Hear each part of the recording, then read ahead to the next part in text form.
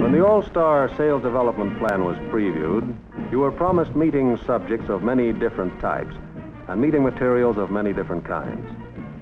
Since then, you have had several panel films covering several different sales subjects and getting the sales viewpoints of several Diamond Chapter All-Star members from different types of markets all over the country. You will soon have more such pictures on still different subjects. You will have more because you have written to us and told us these pictures are valuable to you. You have seen how Plymouth salesmen actually handle their customers, and you have told us you like such demonstrations of successful techniques. Through the medium of the hidden camera, you have seen an actual close by an actual Plymouth salesman in his closing room.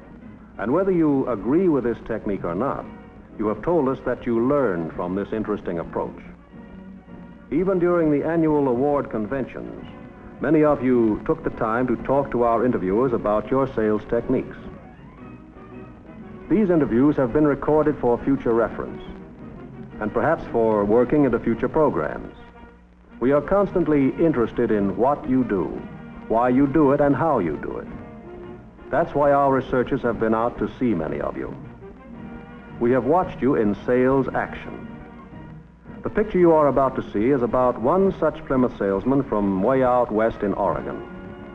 It shows him in action. We do not suggest that what he does is best or right or wrong, or that it would work for you. We do say that this man is successful, and that many of the things that he does are typical of many of the other successful salesmen we have talked to and seen in action. Watch for yourself and decide for yourself if this is your kind of sales action. This is the famous Rogue River Valley of southern Oregon, not too far from California.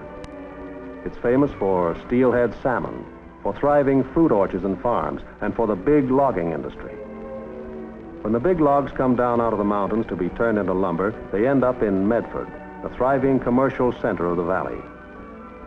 Medford is a city of 25,000. And the valley market it serves has nearly 100,000 people, most of whom, of course, drive cars. This is the Dick Knight Company, the valiant Plymouth Chrysler agency. Medford is no Plymouth salesman's dream, however, because there is plenty of good, strong competition representing every make, including the imports. In fact, regardless of the size or location of the market, it's probably pretty much like yours, with the same problems, the same challenges, and the same sales opportunities as Plymouth salesmen find anywhere. Here is the home of one such Plymouth salesman, Leonard Digger Carlson, obviously a man who has made a success from his market. He has been selling Chrysler products for 10 years. He has a comfortable savings and an investment program, and has educational funds all set up for each of his 4 children. He's not just financially successful either. Digger is a leader in his community, too. Exalted ruler of the Elks Lodge, one of the spark plugs in its new building programs. He is active in the Lions Club and in the local PTA. And here is Digger now. Let's join him, follow him, watch him in action, and see how his sales action plan works. Hi, Digger. How are you? Hello, Jerry. So you made it. Yeah, good to see you. Same to you. Just on your way down to work? Sure, got to make a living, you know. Well, could I have a few minutes with you first, Digger? I'd like to talk to you. Sure, come on in, have a cup of coffee, and meet the family. Sounds good. Okay. Well, Digger, I don't think this week's going to be too lonely for you, because I'd like to carry all the Plymouth salesmen right along with us and see what an All-Star Diamond Chapter winner does to make himself a 3-time winner. So we'd like to live with you for this week and see what you do, and have you tell us why you do it. Fine, Jerry, I'll do that. But the first thing, would you promise me, don't tell us about anything or don't show us anything that you don't really do all the time. Let's not try to gloss it up and make it any different from the way you really do it. All right. You told me it isn't enough to come down to work eager to go without having a plan. Right. I always know where I'm going. I plan my day every evening before in my den, which you've seen. I have them recorded alphabetically in all my records. And it takes about 15 minutes an evening. You spend 15 minutes a day on your records. Mm-hmm. At the beginning of a week, do you know what you're going to be doing more or less for the entire week? I have the week fairly well planned. I leave About 4 hours a day open. You're not completely inflexible then. That's right. You can bend and play with the circumstances. Mm-hmm. Do you divide by different days certain things that you're going to be doing in a certain day? Yes, when I go out, say, for a 200-mile trip, that day is specified, and the people that I'm going to call on are also on my sheet. Or if I'm in an area, for an example, people have trouble with a car, and I'm in that area, in my briefcase is the names of the people in that area that are car owners. And I call on those people. We noticed that calling on people seemed to be the basis of Digger's sales philosophy, a philosophy based upon two major points. The first was the plan. He always knew who he wanted to see, what he wanted to discuss with them, and where he could find them. And the second was the execution of this plan, a sales philosophy almost completely based upon going out to generate business rather than waiting for it to come to him. Going out to talk to owners, prospects, bird dogs, and friends, to get them to come into the dealership on the days that Digger did not travel, the days he scheduled for in the dealership selling and closing activity. We were out often with him. He makes as many as 3 major trips a week, and always calling upon many, many people on each trip. He logged many, many miles, going right out to the very ends of his very large market area. One of the most significant things we noticed in these trips was the importance he placed upon contacting bird dogs. Jerry, the bird dogs are one of the most important ways of getting business. When I started selling, first thing I started doing was developing bird dogs.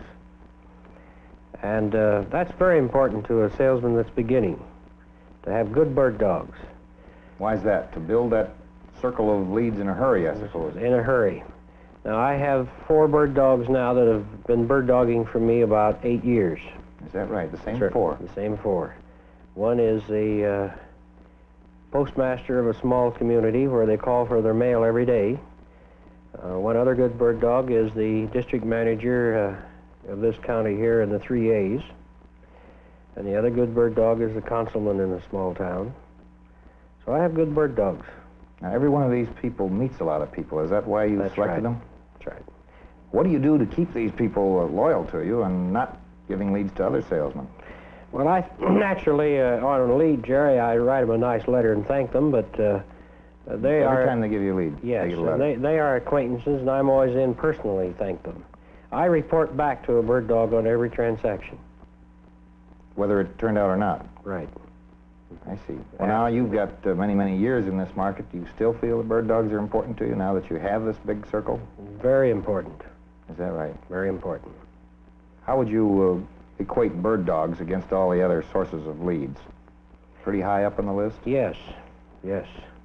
Especially where there's lots of people going through all the time and talking, where there's lots of automobiles around. Now let's consider our next item. Digger, once you've got these people in your showroom face-to-face with you, what do you do to them to sell them a car?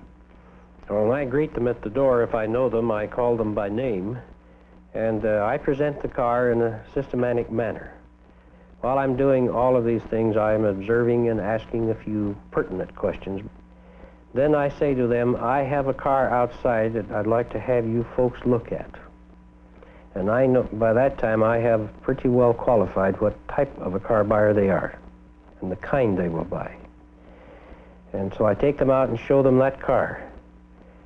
And as a rule, that car is a demonstrator. And when we take the demonstration drive, I start it up and we start out, and I say, now I'm going to take you on just a little demonstration drive. It's a mapped demonstration. I know exactly where I'm going.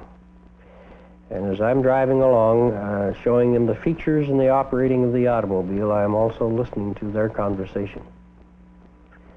And then I go out in this particular area or road, and then I turn the car around and head it back to town.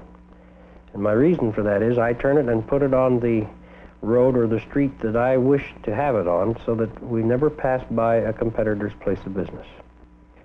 When I return to the dealership, I drive it up to the closing room door or an office where we close. I park right beside it. Do you always deliver every car yourself? Every car personally. Why do you feel that's important? because he purchased the car from me. And specifically, what happens now at this delivery? How do you handle it? Well, I drive the car first, Jerry, Why do you do that? to see that there's anything that maybe the shop has missed. For an example, a wiper might not be working correctly or something to that nature. I drive the car out about a half a mile, put the owner under the wheel, and we come back to the shop. And if there's anything wrong with that, it immediately goes in. It's fixed before he leaves. It's just a little psychology. I mean, you actually kind of hope that some little thing might need fixing, is that right? Right. And is this the time that he meets the service manager? That's the time. That's my lead to introduce him. And from then on, I tell him that he contacts the service manager when he comes to our door, that he'll be there. Because I might not be around every time he comes in. Now, after this delivery, when's the next time the man sees you? The next day. Why the next day? Because if he has anything that he needs attention to, I can take care of it right then. And then the following day, I call him. On the phone? On the phone.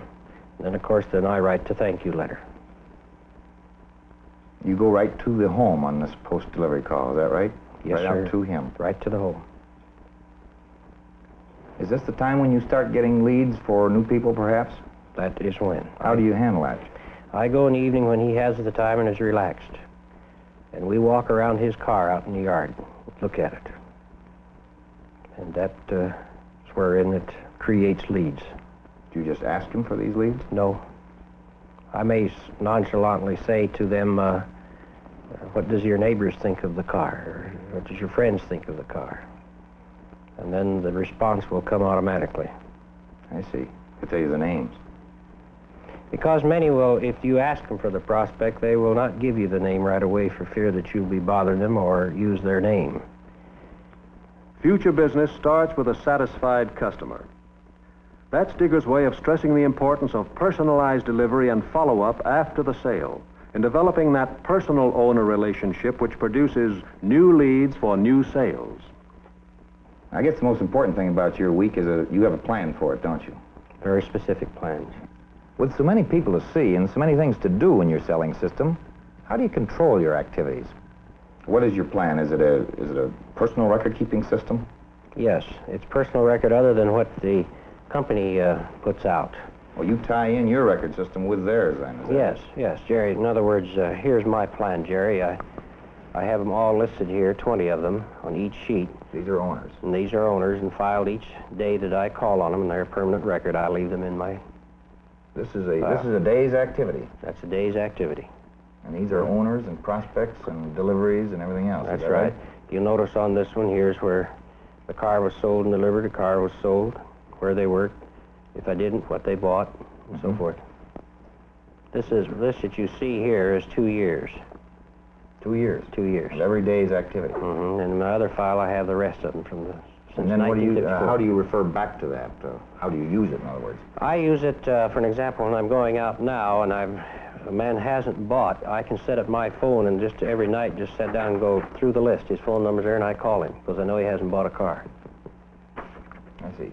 I may follow him for 6 months. I followed some as long as a year before I made the sale, but I kept constantly calling on him so that my name and my business is in his mind when he is ready to buy. Now, is this particular sheet the basis of your entire record system? Principally, yes. And what are the other elements? But the other one that I have that I use is the ownership list. Each year of the automobiles that are sold, Jerry, here they are alphabetically. Their address, what they purchased, their phone, and also I mark on whether they pay cash for the car or whether it is financed. Now, I know some of these are crossed out. Why is that? Well, these people have bought since this list was made out. For an example, Dr. Anthony, I sold a 61 Plymouth to. 3 weeks ago, I sold him a 300 Chrysler convertible. He's crossed out. He will come out on my new 62 sheet. I see. It progresses along in the ownership list. It's never becomes out of date at any time. Now, this means that you sold them a car when it's crossed out? Yes, crossed out. Now, also, when this same thing is used in my system, when it comes time for new car mailings, or any advertisements that comes out that the factory puts out for Plymouth owners, I don't have to hunt it up in a file. I have it already. I just lay it down and mail it. And this represents 1 year's worth. Mm-hmm. No, these here is 2. 2 years. 2 years here. Everything is in here, used, new, everything I sell. Now, how do you work these names into your daily activity schedule or your weekly activity schedule? I have made out a list here at the end of every month who I think is going to buy that month. Is that by going through this list? By going through that list. I see. And that way, for an example, you will see here 1, 2, 3, 4 that bought that month that I put on that list. And I probably have, 30 names on there. So in planning up this daily list, then you work from that and divide it up geographically, or how? That's right. Geographically. Wherever I'm going. For an example, tomorrow, if you and I were going to Prospect, Oregon, I will turn to this file here, and here's my Prospect owners. When we go to Prospect, I know right where I'm going. So even if you're going to the town for one specific purpose, you'll cover everybody else in that market at the same time. That's right. Now, how do you integrate this material of your own in with the lists provided by the dealership or by the Chrysler Corporation? Now, the Chrysler Corporation just sent out one of the finest things for a salesman to use to work in with my system, and you can see how it ties in. They have mailed here every Ford, Chevrolet, and Plymouth owner in Jackson County. I can go through my system, take out those owners just within 30 minutes. Cross-check these against your system. Cross-check it. Then I'm not wasting my time working them all out on a directory. I see. This tells me the ones who have moved into the territory that I have not sold. Then I contact them. The purpose of Digger's personal record-keeping system is simple.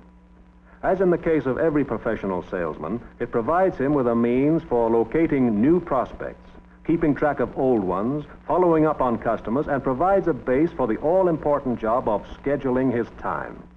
Paperwork? Sure, but only 15 minutes a day. Now, this doesn't quite come under the heading of files and systems, but you have other paperwork, too. I'd like you to explain those letters you write. Yes, I use the routine letter that nearly every salesman uses. I make my personal callbacks, and in 2-3 days, why, I mail them a thank you letter. But I have one more letter, Jerry, that has brought me a great deal of business, and that's the letter I write to a lost deal. Would you like to hear it? To a person you don't sell? Yes, to a party I don't certainly would. All right. Jerry, it goes like this. It's to Mr. and Mrs. J. Doe here in Medford, Oregon. This automobile business is fun. It helps us meet a lot of nice people. We naturally start off as in a foot race, hoping to win. But like the runner, no, we can't win them all. I know you will be happy with your new Comet and Medford Motors. We've always heard good things about his service department. Thank you for the time you gave us. I hope that when you are ready for another car, you will think of us, and better yet, that you will stop in for coffee when you are in our neighborhood. Very truly yours. This is the kind of unusual, surprising direct mail that causes comments, causes people to remember the man, and actually causes them to contact him with leads. Digger can account for many sales which are a direct result of this letter. Digger, you've talked so much about having each day planned. What are your plans for tomorrow, for instance? Tomorrow, we will call at Bear Creek Orchards. That's one of the big firms around here? Yes, that's the large packing company. And you intend to get right in to see the important people there? Oh, yes, I won't have any trouble at all. How will you get past the receptionist? The receptionist I happen to know through a contact in my Lions Club activity. Oh, there the community things start to apply. That's right. Mm-hmm. And she will in turn call Mr. Cottingham or Mr. Williams, whoever is in, and I will call on them. Because when they come in with their car for service, I personally take them back to the plant. And I see. It's all fitting together, the relationship between the club activities, you're following the service department, and I suppose once you get one executive lined up in a plant, from then on it's probably not too difficult. No, not at all. As I call them by name as I go down the hall by their office. Jerry, it's good to see you. Well, it's nice to see you, Digger. I know you're busy, and I just stopped in to see how the car was running. Well, it's running real nicely, and they've taken all those squeaks out, but I still got a little rough spot in the motor that I wish you'd look at. Jerry, I'd be glad to. Can you spare your car? Yeah, I can. How long do you think you'll have it? Oh, about an hour, and if it takes longer, I'll call you, and I'll leave my demonstrator outside, and when you come home, just drive it down to the place. Okay, fine. Wonderful. Do you like to sell to professional people, Digger? Yes. Yes, I do. The professional people you work by appointment, and they are people who buy rapidly. Decisive. You mentioned to me earlier that you're very active in community affairs. Yes, I'm very community civic-minded, naturally being a property owner and having 4 children in the schools here. I, of course, exalted ruler of the Elks here, and we are in quite a expansion program, but I never mentioned business in those institutions. In any of your community activities? Never. It's just so, well, in the first place, I suppose you do it because you feel you should as a citizen. That's right. But it is a good way of getting your name around.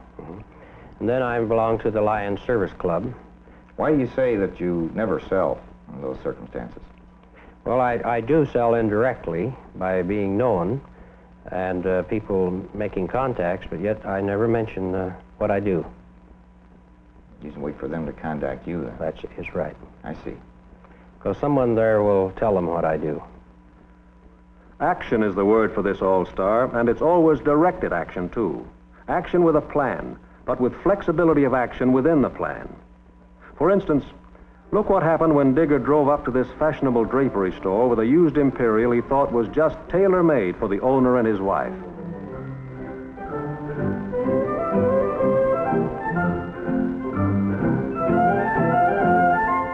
He wanted them to get familiar with that car, to take a ride in it right away before it was put on the lot. But they said they couldn't. Said that they had to stay in the store to handle phone calls or customers who might come in. Did this discourage Digger? No, sir. Because their taking this ride was in his plan, and because these people knew him and trusted him. So he convinced them that he would mind the store while they took the ride. And as you can see, they did take the ride. Keeping up with this man of action was not always easy, because he never passed one of his owners without stopping to talk with them, to find out how their car was running, to ask them to come in for service, to ask for new leads. And obviously, this kind of attention works. It produces sales.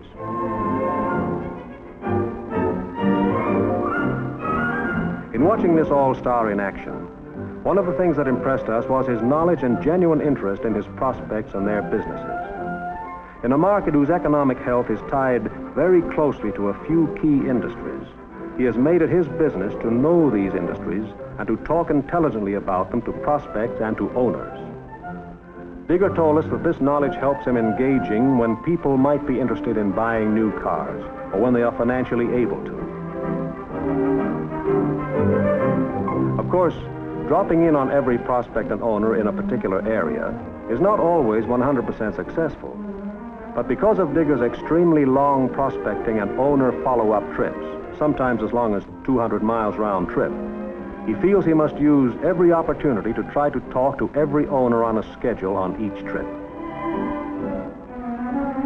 As a consequence, he tries them all. And if some of them shouldn't be home, he philosophically told us, well, I had a nice drive anyway. Even lunch is a business opportunity for Digger Carlson. Here, for instance, the cook in this restaurant is briefing Digger on a possible new prospect. Everyone appears to be his friend. With all of his other contacts, he also managed to do some active, aggressive cold spearing on nearly every trip he took. We have seen an all-star in action, seen the amount of work and the number of contacts it takes to create sales. Is this your way to sales? Is this the way to create new customers? Let's ask one of Digger's new customers. Mrs. Wynn, I understand you and your family have been Chevrolet owners for a long time. Yes, we have, quite a few years. And finally, Mr. Carlson delivered you a new Valiant this last week, is that right? Yes, he did. What is there about the way he handles his business that convinced you should switch to another brand? Well, he didn't pressure us at all. No pressure? No pressure, no. That is important to you, is it? Yes, he gave us the car to try out and showed us what it would do, and then he took off and left us on our own. Good, and you bought the car. And we decided that it had so many features that we liked about it. And since you bought the car, has he followed up on you to make sure you're satisfied with it and understand Yes, he has. Yes, I'm sure he will do that in the future. Fit the selling technique to the buyer. Recognizing that this customer responded to the soft sell, Digger changed his usual approach to a soft one.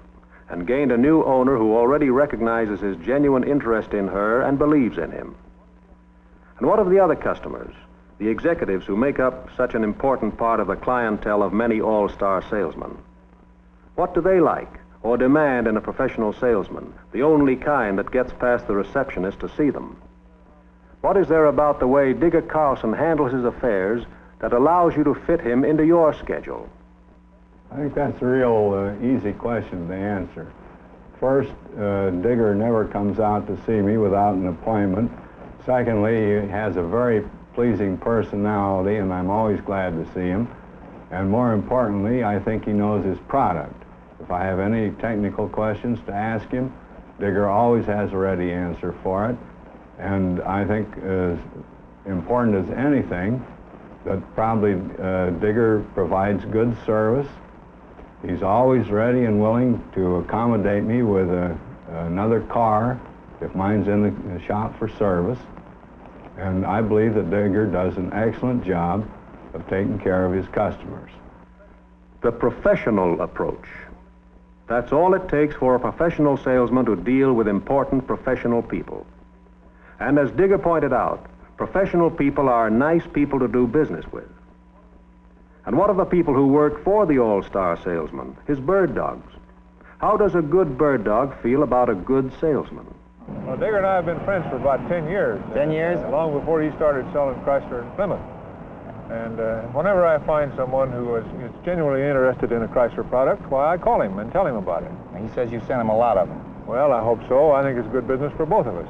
Well, why is it, what is it about Digger and the way he does things that you send all these people to him instead of to somebody else?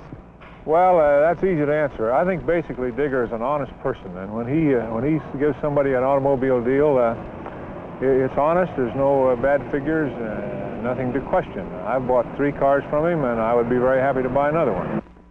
Digger uses every opportunity to refer people to the Bird Dog's very fine resort motel. He always appreciates his bird dog leads and lets them know he does. And now Digger's boss and owner of the dealership, Dick Knight. The number one thing he does is sell automobiles. We like this, and I'm sure he does too. Well, that's certainly the proof of the pudding. What is there about his system or his method of operation you think that contributes to that sales?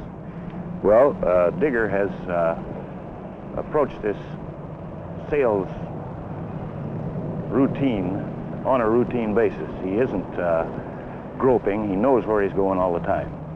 Direction. He systematically follows his owners, he systematically follows his prospects, and he's systematically prospecting. He knows what he wants, and that's sales. Do you feel it's important that a man follow his owners from a standpoint of his representing the dealership? Yes, it is. Liken it to a football team, the service department, the line, salesman in the backfield, each one has to help each other. If the salesman's keeping in touch with the owner, they're coming in for service. This in turn supports the salesman and is going to result in more sales by constant contact with the customer, keeping him happy. Dick Knight considers Digger a successful professional salesman because he systematically follows his owners, he systematically follows his prospects, and he is systematically prospecting. And what of the salesman himself? How does his attitude toward his profession compare to yours? How does his sales technique compare to yours? Would it work for you? Digger, these things you've told us about and these things you showed us, are these things that you do every week and every day? Yes, Jerry, this is the technique that I use. It's been very successful for me, but may not be for others. As you can see, the automobile business has been good to me and my family, and I am very proud of the fact that the citizens of this community consider me a professional salesman.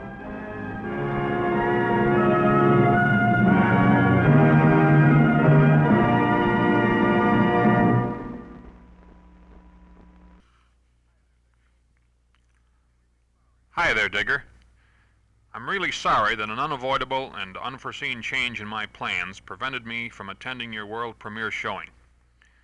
As you know, as late as yesterday morning, I fully intended to be there personally to congratulate you and say thanks for your wonderful cooperation in putting your selling philosophy and technique on film for us, and more importantly, for all Plymouth salesmen everywhere. Making this type of presentation to a deserving professional salesman is one of the more pleasurable parts of my work. Missing this one is indeed a great disappointment. I'm sure that this must be a very proud moment in your life. As a former retail salesman, I fully appreciate the kind of organized approach that you have brought to our profession. Selfishly, perhaps, we of Chrysler Corporation want as many professional salesmen as we can secure to sell our products, and we feel that you exemplify everything a professional salesman should be. So, once again, Digger, congratulations. And keep my invitation warm, because one of these days I'm going to be out there to visit you personally and to find out if you really do catch those delicious salmon all by yourself. I'm sure that Paul and Jerry have things well in hand now, so I'll sign off now. Good luck, and thanks to all of you there for making Digger's film debut a successful and a happy one.